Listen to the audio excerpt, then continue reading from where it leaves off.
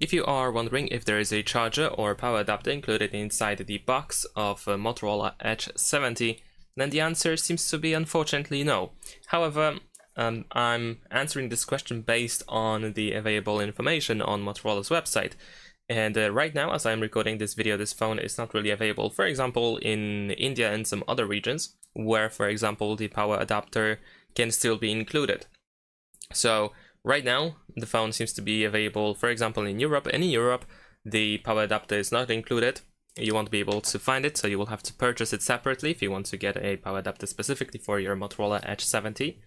However, just in case, if you are, for example, not from EU, you can either check the box, because you can find information about the charger on the box. For example, in my case, it is over here, and you can see that the power adapter is not included. So you can try to check that if possible, or you can try to visit the Motorola's website in order to find out if the power adapter is included or not. But like I said, if you are from Europe, well, most likely the power adapter is not included. So that's pretty much it. Thanks for watching, leave a like and subscribe.